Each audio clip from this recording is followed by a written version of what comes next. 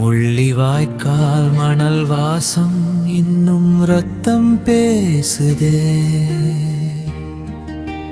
மூச்சு நின்ற குழந்தைகள் கனவில் வந்து ஏங்குதே.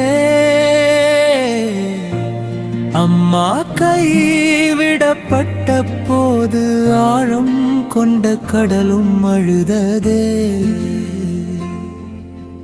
தமிழின் கண்ணீர் துளிகளை காலம் கூட துடைக்க மறந்ததே.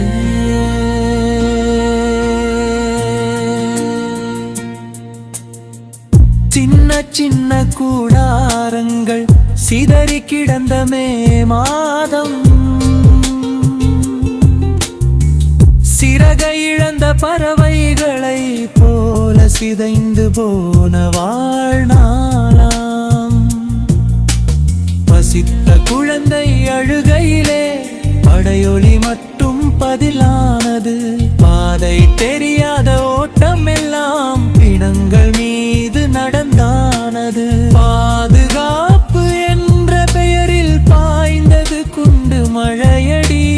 பார்த்த வானம் கூட அன்றோ புகையால் மறைந்து போனதடி.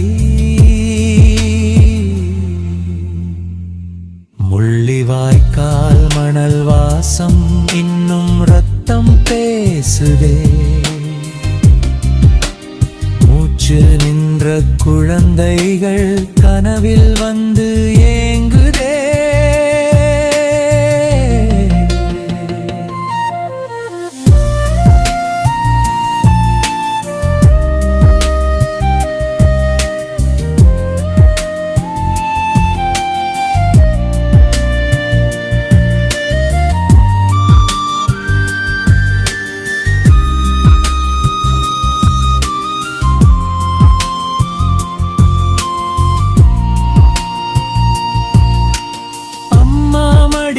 தூங்கிய பிள்ளை அன்றே மண்ணில் தூங்கிவிட்டான்.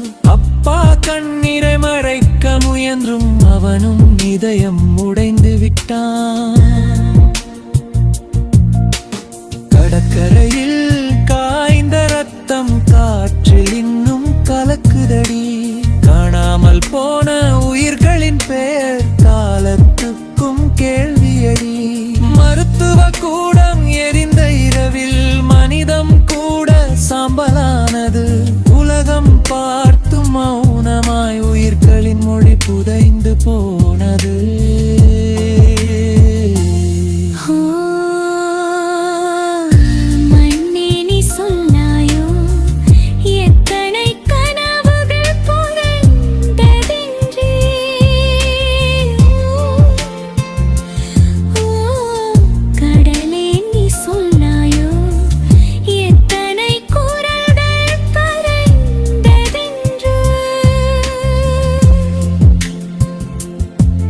மே மாதம் வந்தாலே இன்று மெழுகுவர்த்தி கண்ணீர் ஏற்றுதே.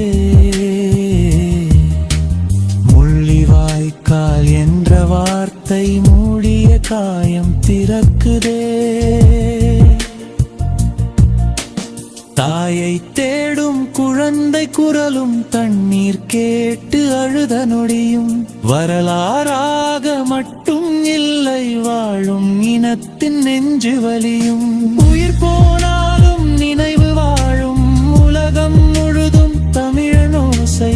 மண்ணில் விழுந்த ஒவ்வொரு துளியும் மறுபடியும் எழும் சுதந்திர ஓசை.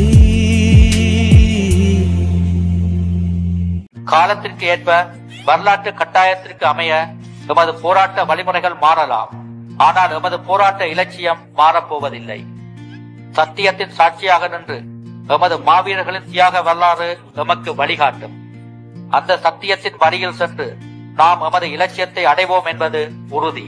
முள்ளிவாய்க்கால் மண்ணின்